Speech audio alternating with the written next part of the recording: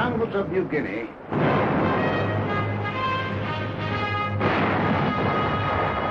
on the barren shores of the Aleutian, in the tropic heat of the Pacific Islands, in the sub-zero cold of the skies over Germany, in Burma and Iceland, the Philippines and Iran, France, in China and Italy, Americans fighting. Fighting over an area extending 7/8 of the way around the world. Men from the green hills of New England, the sun-baked plains of the Middle West, the cotton fields of the South, the close-packed streets of Manhattan, Chicago, the teeming factories of Detroit, Los Angeles, the endless stretching distances of the Southwest, men from the hills and from the plains, from the villages and from the cities, bookkeepers, soda jerks, mechanics, college students, rich man, poor man, beggar man, thief, doctor, lawyer, merchant, chief, now veteran fighting men. Yet 2 years ago, many had never fired a gun or seen the ocean or been off the ground. Americans, fighting for their country while half a world away from it, fighting for their country and for more than their country, fighting for an idea. The idea bigger than the country. Without the idea, the country might have remained only a wilderness. Without the country, the idea might have remained only a dream.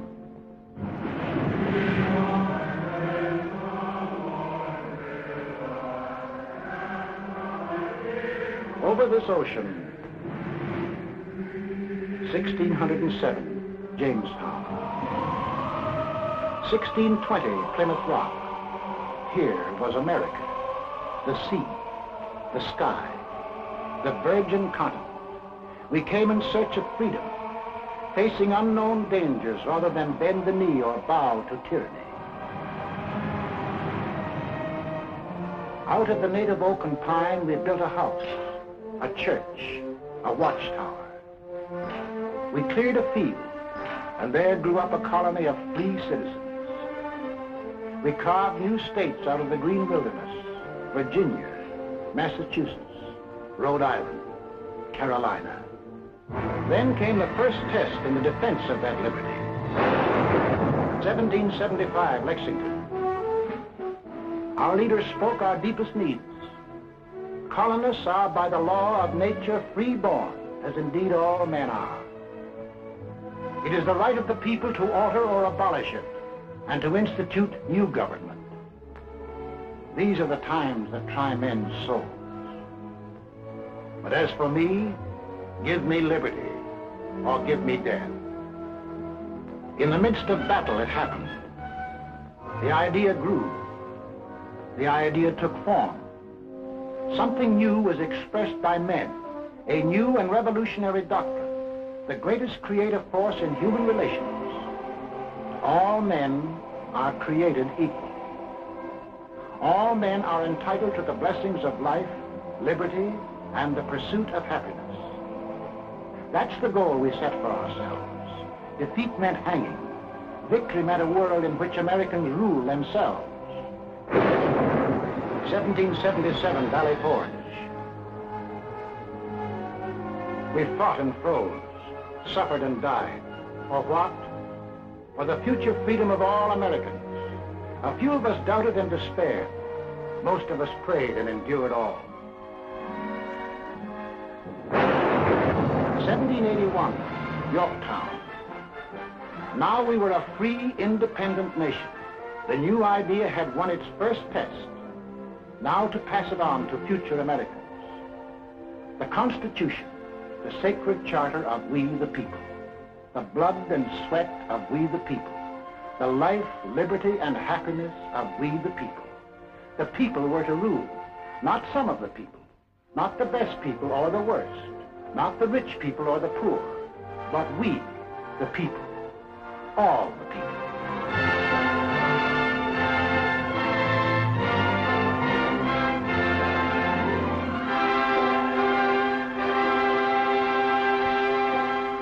In this brotherhood, America was born. One nation, indivisible, with liberty and justice for all. We began as 13 states along the Atlantic seaboard.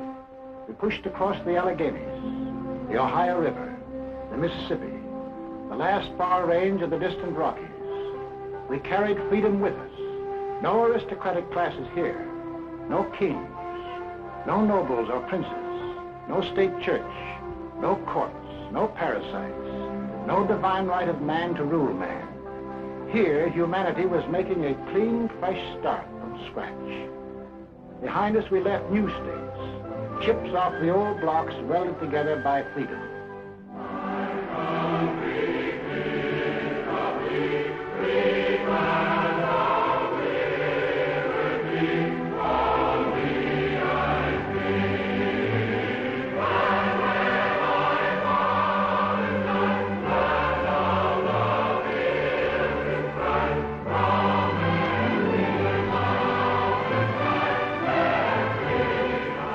Until finally we were one nation, a land of hope and opportunity that had arisen out of a skeptical world. A light was shining, freedom's light. From every country and every clime, men saw that light and turned their faces toward it.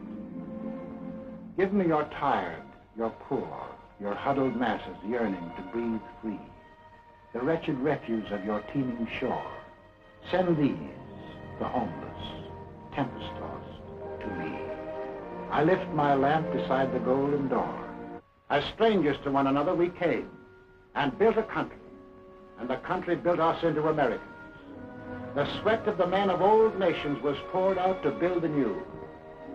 The sweat of our first settlers, the English, the Scotch, the Dutch, building the workshop of New England, of the Italian in the sulfur mines of Louisiana, of the Frenchman and the Swiss in the vineyards of California and New York State, of the Dane, the Norwegian, the Swede, seeding the good earth to make the Midwest bloom with grain, of the Pole and the Welshman, of the Negro harvesting cotton in the hot southern sun, of the Spaniard, the first to roam the great Southwest, of the Mexican in the oil fields of Texas and on the ranches of New Mexico, of the Greek and the Portuguese harvesting the crop the ocean yields, of the German with his technical skill, of the Hungarian and the Russian, of the Irish, the Slav, and the Chinese working side by side, the sweat of Americans, and a great nation was built.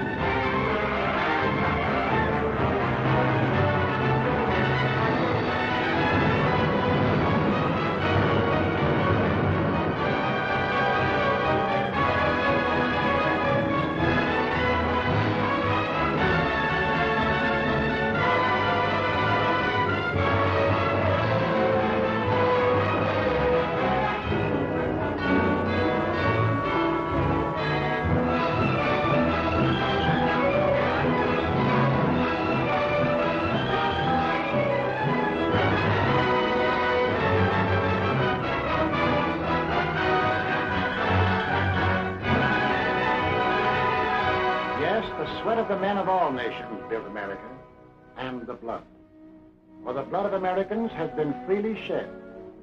5 times in our history have we withstood the challenge to the idea that made our nation. The idea of equality for all men, life, liberty, and the pursuit of happiness. The idea that made us the people we are. Let's take a look at ourselves before we went into this war. Well, first of all, we're a working people. On the land, at the workbench, at a desk. And we're an inventive people. The lightning rod, cotton gin, the telegraph, the blessed anesthesia of ether, the rotary printing press, the telephone, electric welding, the incandescent lamp, the submarine, steam turbine, the motor-driven airplane, the X-ray tube, the gyroscope compass, the sewing machine, television. All these, and countless more, bear witness to our inventiveness.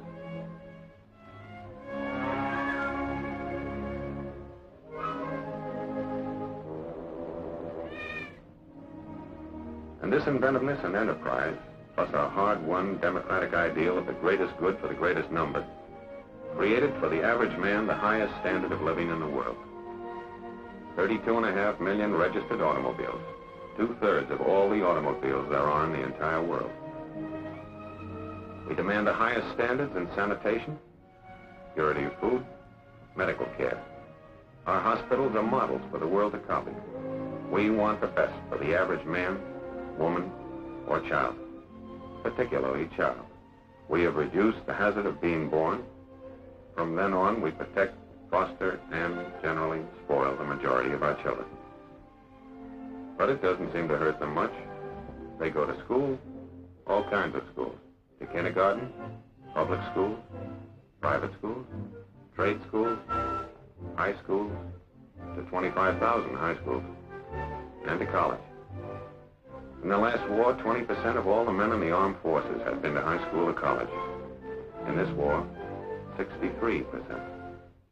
We're a great 2 weeks vacation people.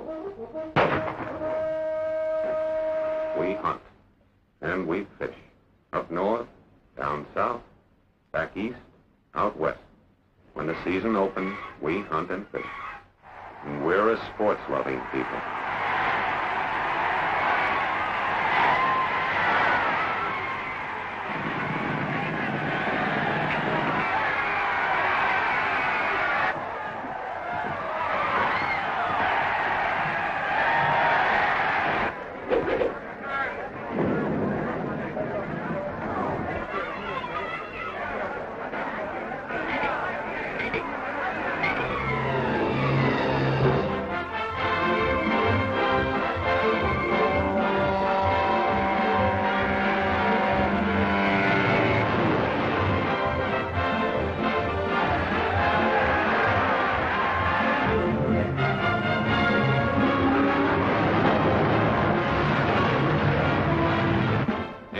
Probably the travelingest nation in all history. We love to go places. We have the cars, we have the roads, we have the scenery. We don't need passports, but sometimes we need alibis. The foreigner is enchanted and amazed by what we like to put on our stomachs.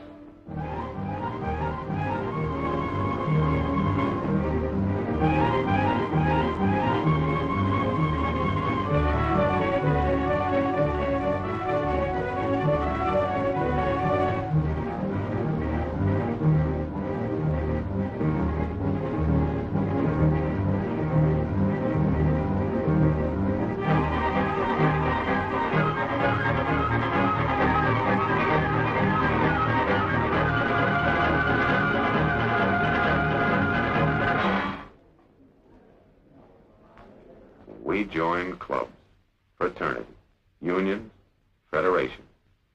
Radios, we have one in the living room. When you think of refreshment, think of the dining room, the bedroom, the bathroom, in our cars, and in case of acid indigestion, in our hands, and up our sleeves. Does your cigarette taste different lately? Music, we couldn't be without it.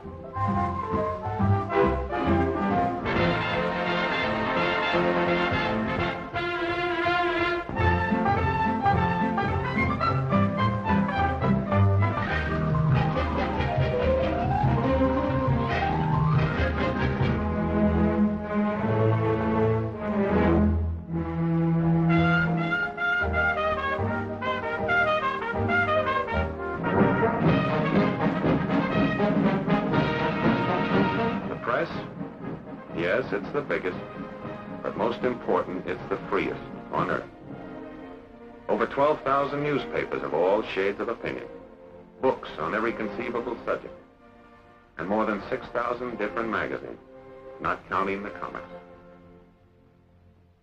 Churches, we have every denomination on earth. 60 million of us regularly attend, and no one dares tell us which one to go to. We elect our own neighbors to govern us. We believe in individual enterprise and opportunity for men and women alike. We make mistakes. We see the results.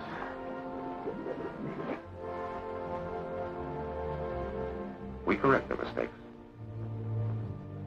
We skyrocket into false prosperities and then plummet down into false, needless depressions. In spite of everything, we never lose our faith in the future.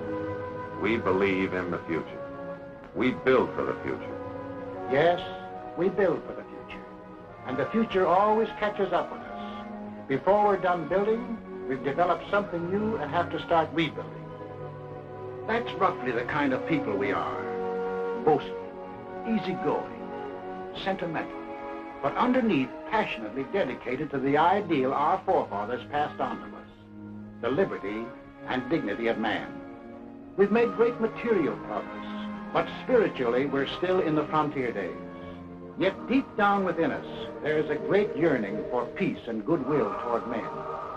Somehow we feel that if men turn their minds toward the fields of peace, as they have toward the fields of transportation, communication, or aviation, wars would soon be as old-fashioned as the horse and buggy days. We hate war. We know that in war, it's the common man who does the pain, the suffering, the dying. We bend over backwards to avoid it. But let our freedoms be endangered, and we'll pay and suffer and fight to the last man. That is the America. That is the way of living for which we fight today. Why? Is that fight necessary? Did we want war?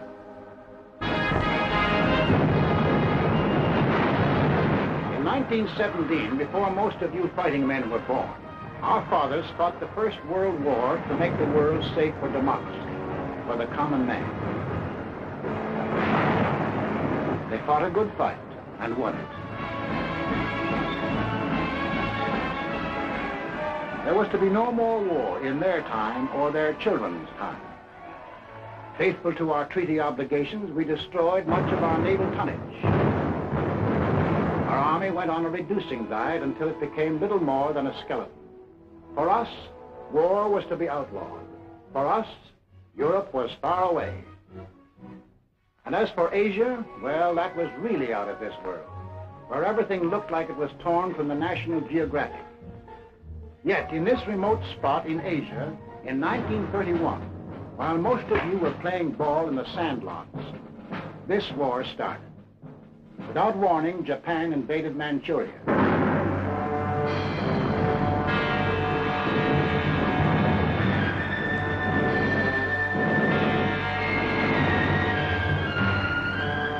Once again, men who were peaceful became the slaves of men who were violent.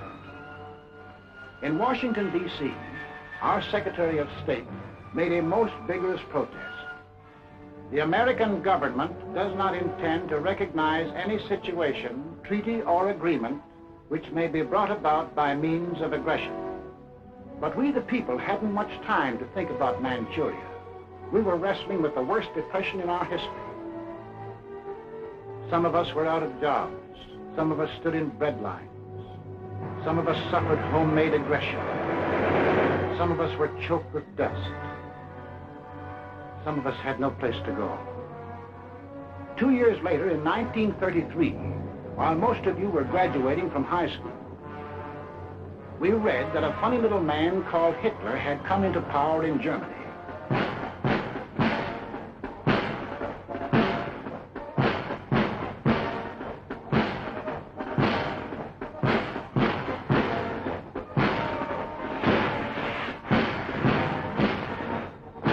We heard that a thing called the Nazi Party had taken over.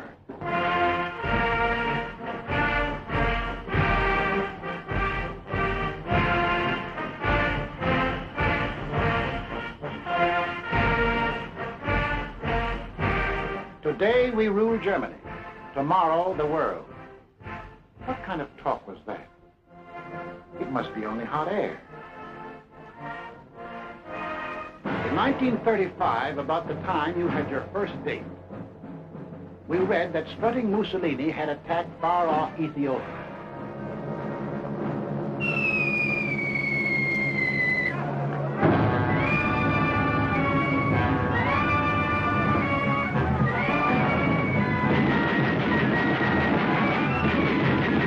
The disease seemed to be spreading, so Congress assembled to insulate us against the growing friction of war. We want no war. We'll have no war, save in defense of our own people or our own honor. Toward this end, our chosen representatives passed the Neutrality Act. No nation at war could buy manufactured arms or munitions from the United States.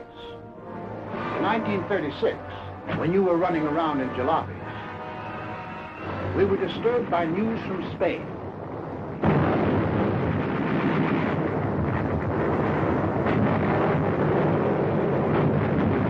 In our newsreels, we saw German and Italian air forces and armies fighting in Spain and wondered what they were doing there.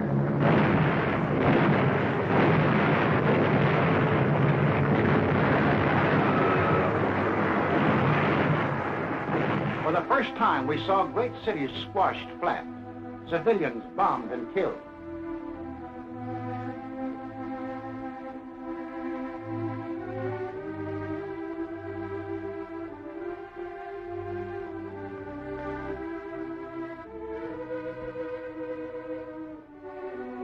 In November 1936, the American Institute of Public Opinion, known as the Gallup poll, asked a representative cross-section of American people, if another war develops in Europe, should America take part again?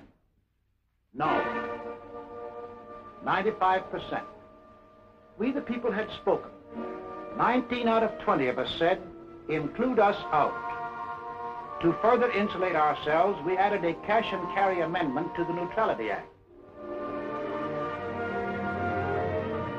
Not only wouldn't we sell munitions, but we wouldn't sell anything at all, not even a spool of thread, unless warring powers sent their own ships and paid cash on the line.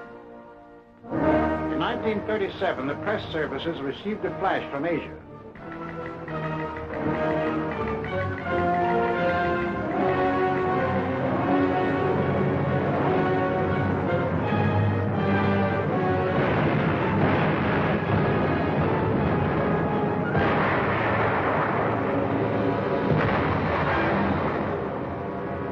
The Japs were turning Asia into a slaughterhouse.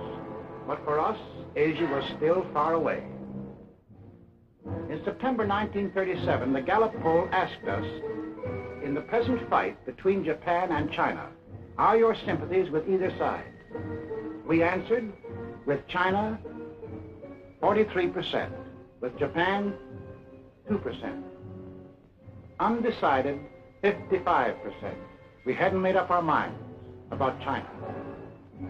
Our Neutrality Act barred sales of armaments only to nations at war. The Japanese had not declared war, so we went right on selling scrap iron and aviation gasoline to Japan.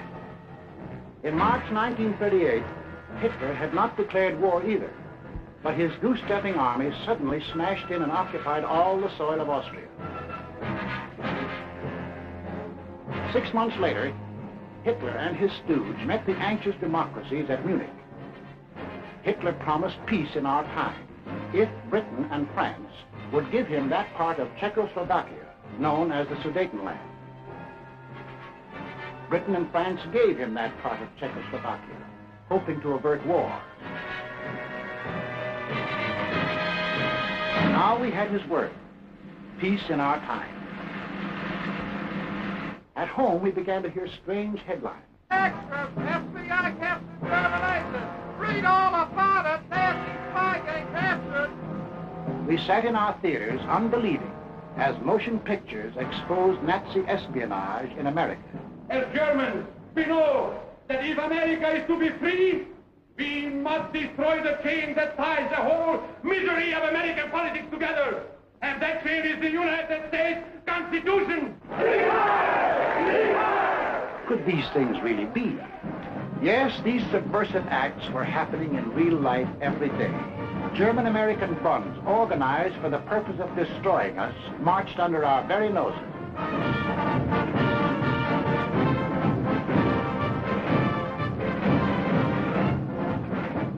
I pledge undivided allegiance to the flag of the United States of America and the republic for which it stands, one nation, indivisible, with liberty and justice for all. In our press, we read the news from abroad that Nazis were spending millions, arming Germany to the teeth.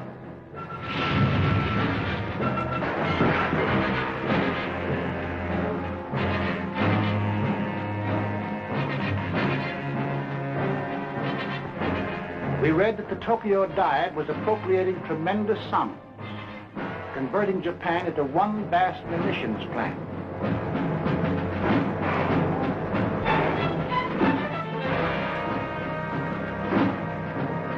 We watched these supposedly poor, have-not nations spend huge sums for armament, and we wondered why.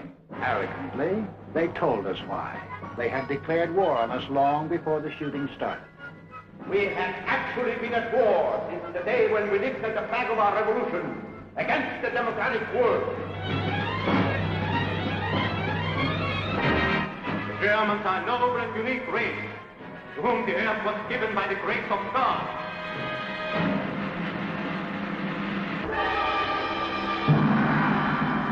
The world must come to look up to our emperor as the great ruler of all nations.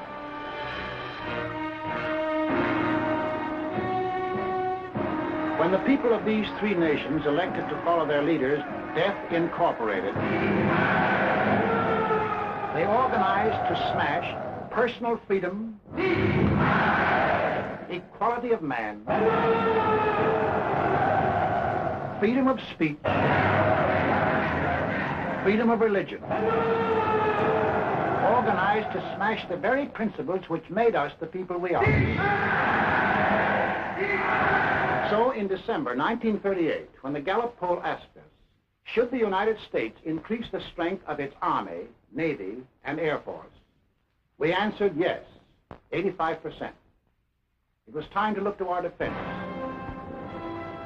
Gentlemen, this is the Military Affairs Committee of the United States House of Representatives meeting for the purpose of considering national defense. The Navy is asking for an increase of 25% in authorized naval tonnage in view of the grave international situation. Congress, reflecting the voice of the people, appropriated the largest sum for military use ever voted during peace in American history. We didn't dream that a few years later it would look like peanuts. On March 14, 1939, Adolf Hitler broke the pledge he made at Munich. He took over all the rest of Czechoslovakia. There would be no more peace in our time. April 7, 1939, as we here in America observe Good Friday, Italy attacks Albania.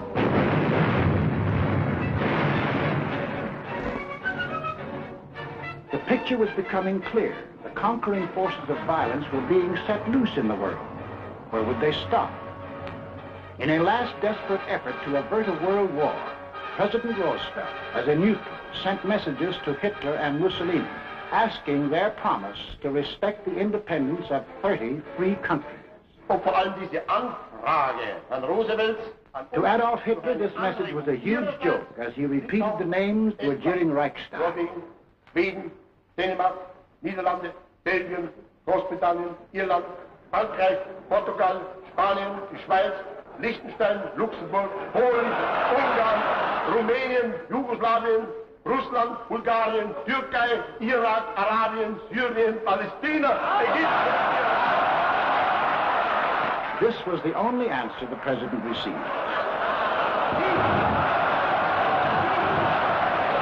On September the 1st, 1939, the Nazi army smashed into Poland.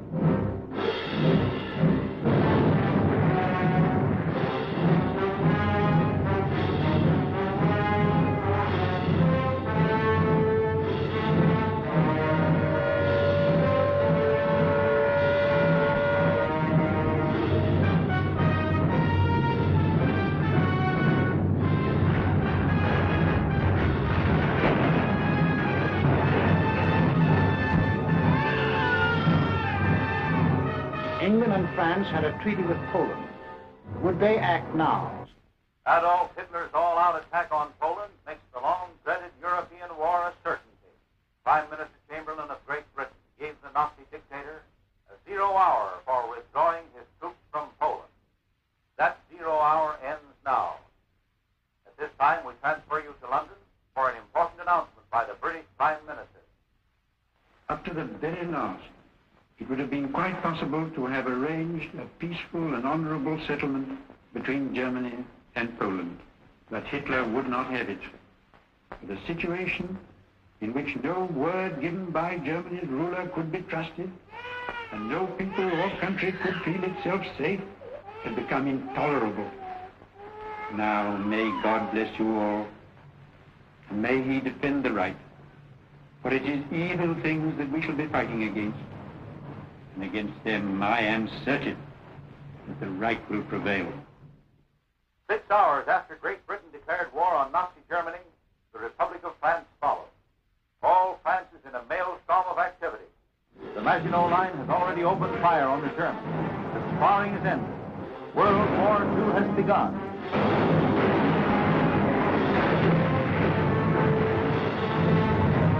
At home, we were asked, what country do you consider responsible for causing this war? Germany, 82%. We Americans had no doubt who started it. Also, we began to fear that this war was going to concern us. President Roosevelt called a special session of Congress to reconsider the embargo against selling munitions. I have asked the Congress to reassemble in extraordinary session in order that it may consider and act on changes in our neutrality law. The men of Congress wrestled with their beliefs and our futures. They debated and they argued. The arms embargo is far too great a security. Embargo Act, as it now stands, is one-sided and works entirely to the advantage of one side. Therefore, the Embargo Act should be modified. We the people also debated and argued whether we should sell arms and munitions. When the question was put to us, we had an answer. Should we change the Neutrality Act so we can sell war supplies? Yes, 57%. Shortly after, our representatives changed the Neutrality Act. We lifted the embargo on arms and munitions. Now we would sell if purchasers would pay and take the stuff away in their own ships.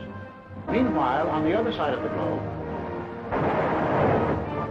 Japan was busy trying to bomb, shoot, and terrorize the Chinese into submission. We began to realize that if Japan conquered 400 million Chinese, she might become so strong as to run us right out of the Pacific.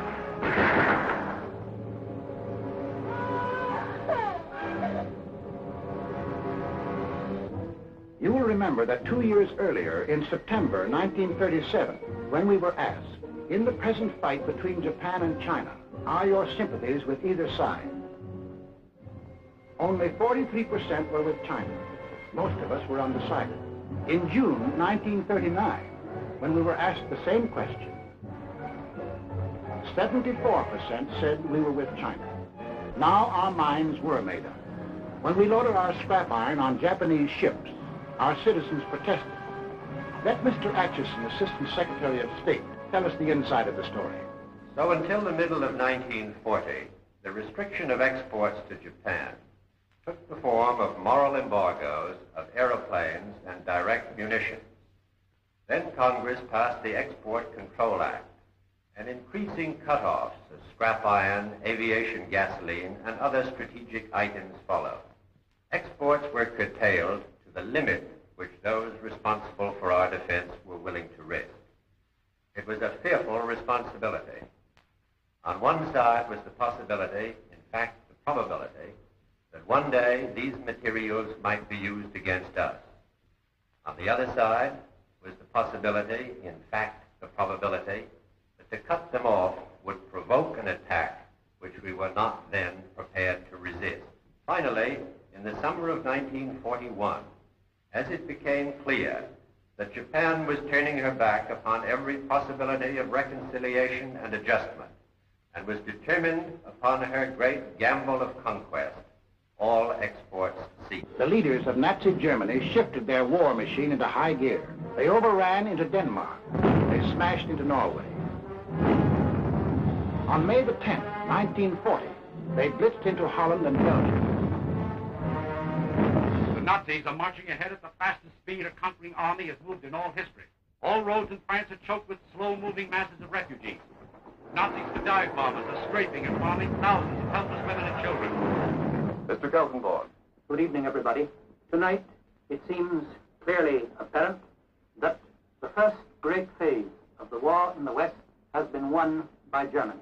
The army of French and British has made a valiant battle in its effort to retreat to Dunkirk, where there is some slight chance that some part of it can be evacuated. Adolf Hitler's mechanized forces are racing toward Paris as French resistance collapses. On this 10th day of June, 1940, the hand that held the dagger has struck it into the back of its neighbor. This is William L. Shirer speaking from the forest of Compiègne, where Adolf Hitler today is handing his armistice terms to France. It is 3:15 p.m. Adolf Hitler strides slowly toward the little clearing. I can see his face. It is grave, solemn, yet brimming with revenge. Off to one side is a large statue of Marshal Foch. Hitler does not appear to see it. Now we see the French walking down the avenue, led by General Hunsinger. Hitler and the other German leaders rise as the French enter. General Keitel reads the preamble to the German armistice terms. This whole ceremony is over in a quarter of an hour. The last time I saw Paris, her heart was warm and gay. I heard the laughter of her heart in every street cafe. The last time I saw Paris, a tree was dressed for spring, and lovers walked beneath those trees, and birds found songs to sing. I dodged the same old taxi cab that I had dodged for years. The chorus of their squeaky horns was music to my ears. The last time I saw Paris, her heart was warm and gay. No matter how they changed the world, I remember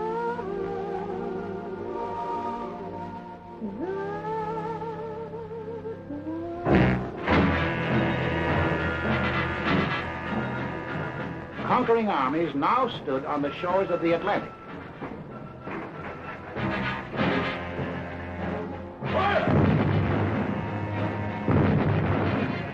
The danger was suddenly close.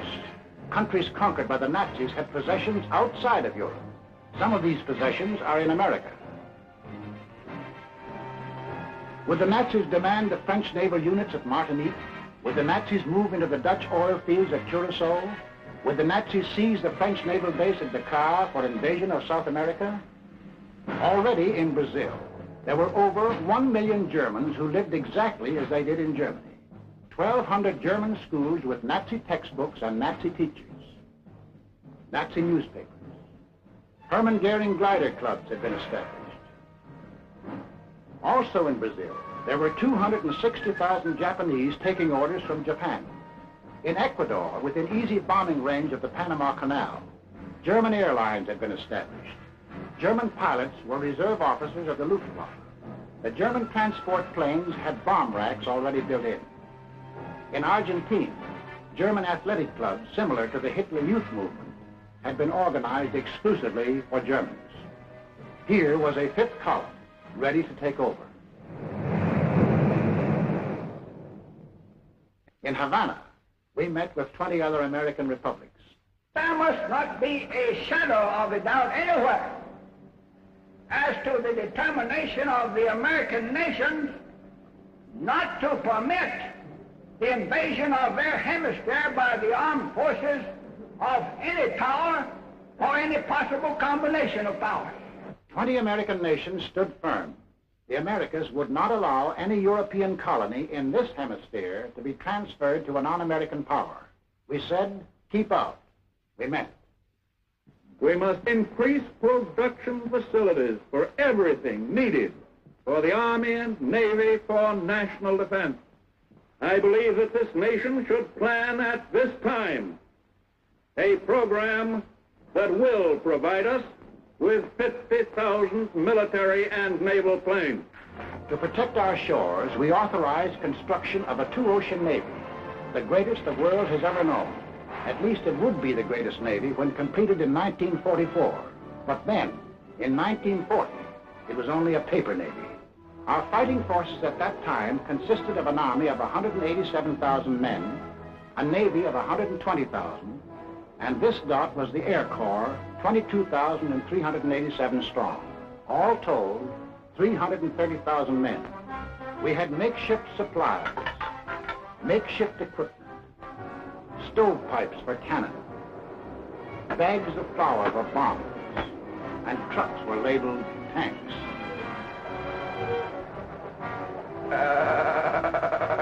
Our infantry had exactly 488 machine guns.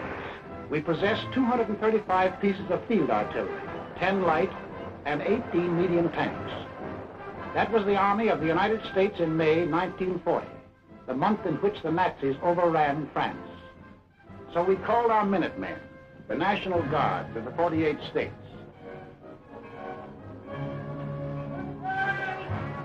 And most important, Congress passed the Selective Service Act. For the first time in our history, we began mobilizing an army while still at peace. The first number is serial number 158. This is the Army, Mr. Jones. No private room or telephone. You had your breakfast in bed before, but you won't have it there anymore. The second number, which has just been drawn, is 192. This is the Army, Mr. Green. We like the barracks nice and clean. You had a housemaid to clean your floor, but she won't help you out anymore. Do what the buglers command. They're in the Army and not in a band. This is the Army, Mr. Brown. You and your lady went to town. She had you worried, but this is war, and she won't worry you anymore. More, so she won't worry you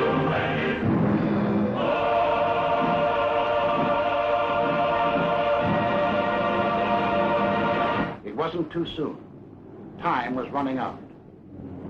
The Nazis had begun their shattering blitz on Britain. Hello, America. This is Edward Murrow speaking from London. There were more German planes over the coast of Britain today than at any time since the war began. Anti-aircraft guns were in action along the southeast coast today.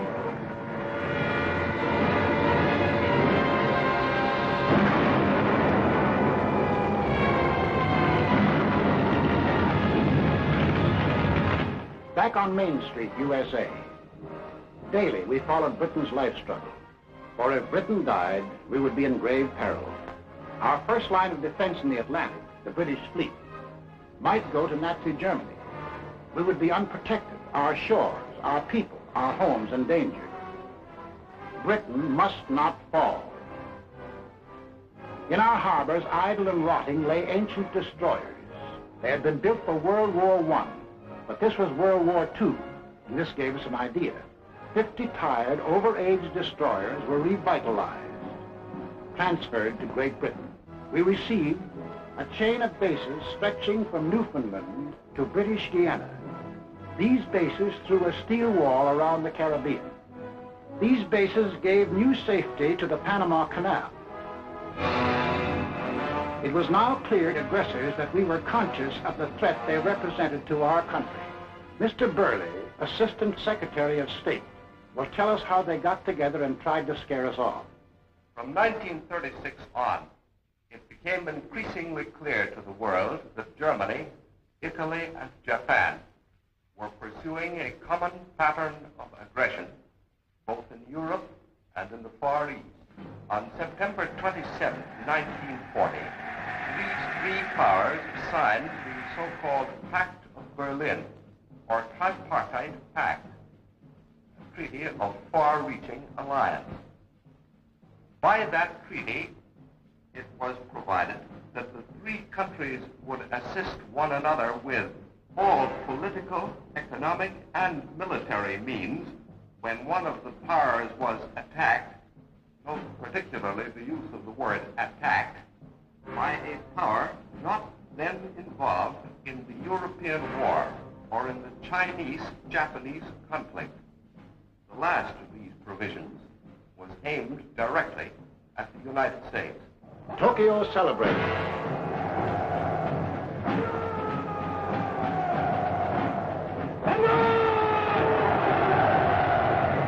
Rome cheered.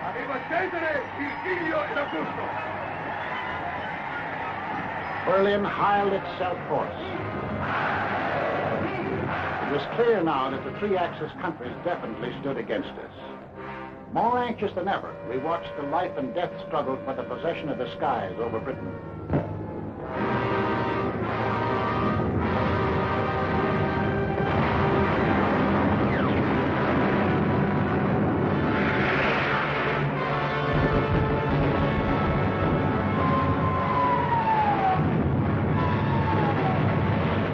Despite the propaganda and confusion of recent months, it is now obvious that England is losing the war. England will not only survive, England will win.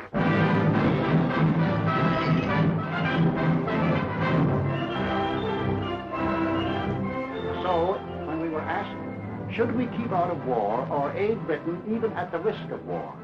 Aid Britain even at the risk of war, 68%.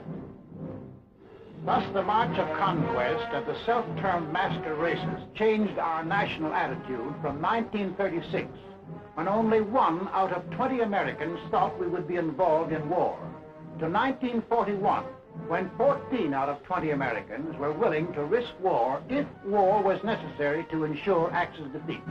I ask this Congress for authority and for funds sufficient to manufacture additional munitions and war supplies of many kinds to be turned over to those nations which are now in actual war with aggressor nations. Our most useful and immediate role is to act as an arsenal for them as well as for ourselves. We shall send in ever-increasing numbers ships, planes, tanks, guns. That is our purpose and our pledge. By an overwhelming majority, Congress passed Lend-Lease, Bill number 1776, another declaration of independence. Independence from tyranny, 1941 style. On April 6, 1941, the Nazi juggernaut overran into Yugoslavia and Greece. On June the 22nd, 1941, the success-crazy Nazis took their longest step toward world conquest. Without any declaration of war, they blitzed into Russia.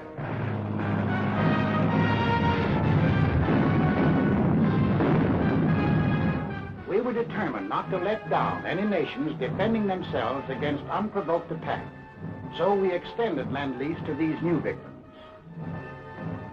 Now, the Lend-Lease products of our factories were being unloaded in the bombed ports of Great Britain at the Red Sea ports for the British in Africa.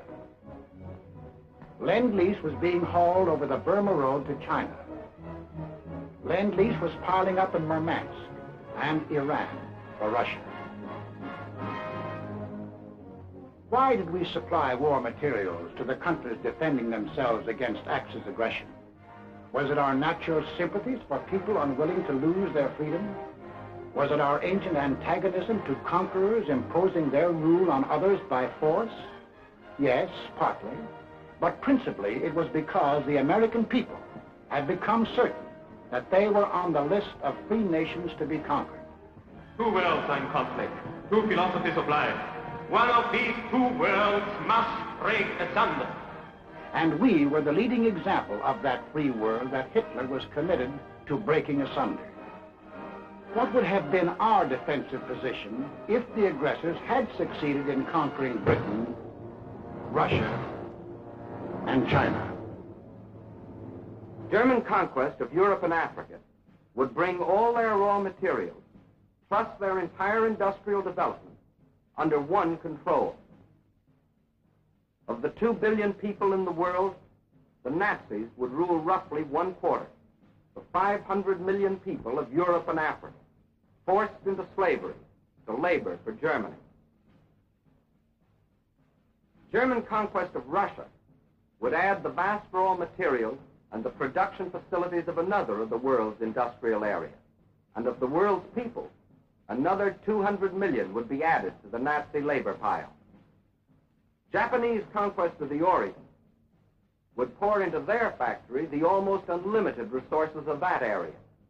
And of the peoples of the earth, 1,000 million would come under their rule, slaves for their industrial machines.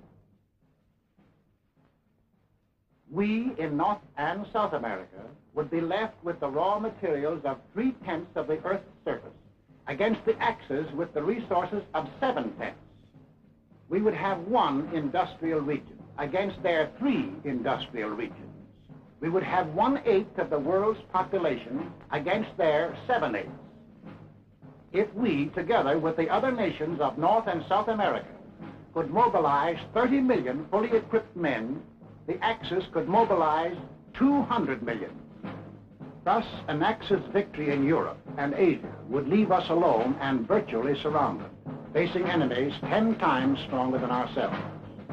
These are the reasons that led us, the American people, to change the Neutrality Act, to send aid to Britain, to Russia, to China, to make ourselves the arsenal of democracy. These are the reasons why now the first American troops set forth into the Atlantic to occupy new bases in Greenland and Iceland with the consent of their local governments. In our hands, bases of defense.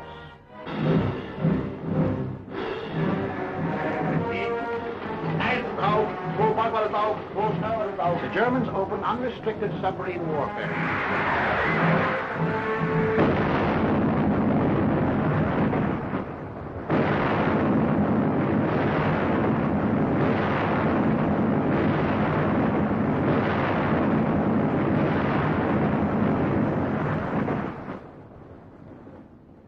If today our Navy should make secure the seas for the delivery of our munitions to Great Britain, it will render as great a service to our country and to the preservation of American freedom as it has ever rendered in all its glorious history. We want those cargoes protected. An aroused Congress repealed the entire Neutrality Act. We armed our merchants, and for the first time they steamed into combat zones to deliver Lend-Lease. While this was going on in the Atlantic, the Japs, by a so-called agreement with the puppet government of defeated France, moved in on Indochina.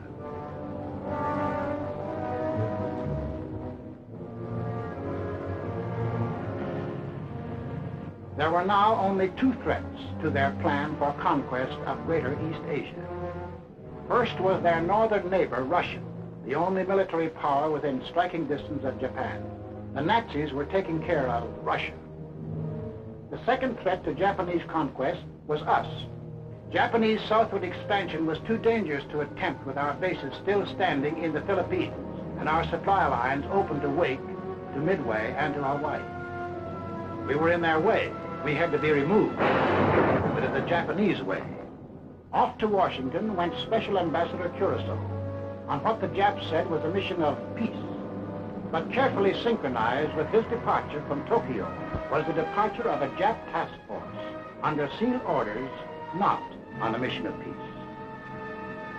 On November 14th, Mr. Curacao arrived in San Francisco, smiling his toothy smile as he sang the old song of Japanese friendship. The Japanese were a peace-loving people. Their whole policy was devoted to the establishment of permanent peace in Asia. Our aid to China was delaying the establishment of that peace. Our refusal to sell them oil and scrap was interfering with the establishment of that peace.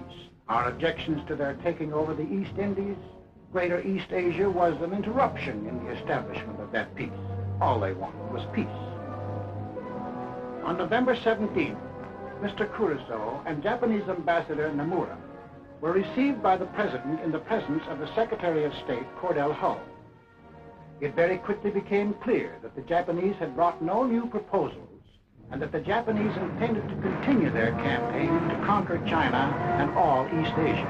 However, on November 26th, our Secretary of State presented the Japanese with the basis for peaceful agreement between the two nations. The proposal was forwarded to Tokyo. The Japs had to stall for time, but only a short time. The task force was nearing its goal. Sunday, December 7th, 1941.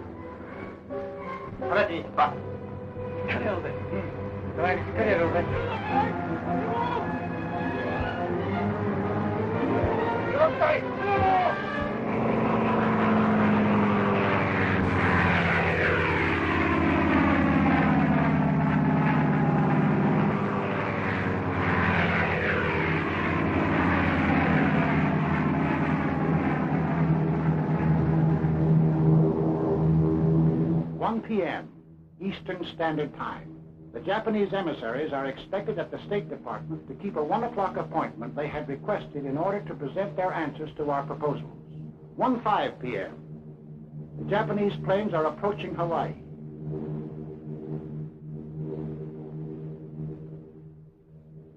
1:10 p.m. The Japanese emissaries telephoned to postpone their appointment until 1:45. 1:20 p.m.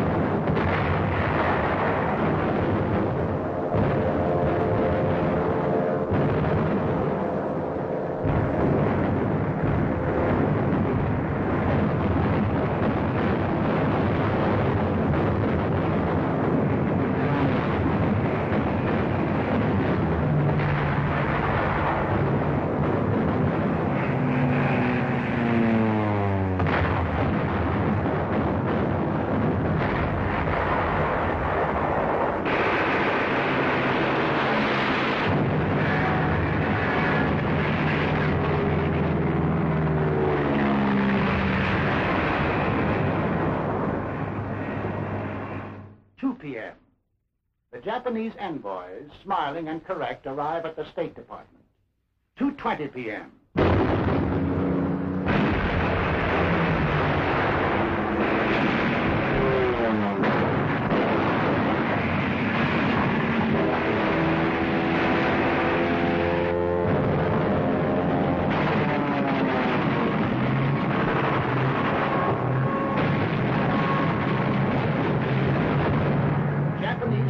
Had been sowing death and destruction for an hour on American outposts in the Pacific when the Japanese envoys presented a memorandum to Mr. Hull.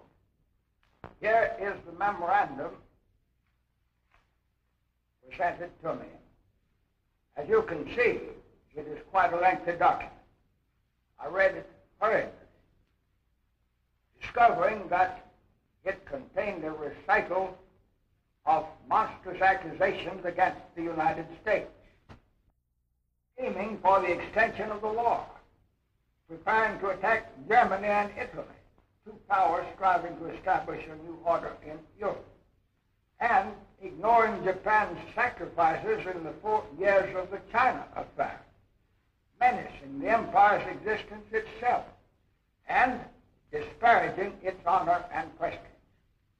After reading the note, I said to the Japanese emissaries, I have never seen a document that was more crowded with infamous falsehood and distortions on a scale so huge that I never imagined that any government on this planet was capable of uttering them.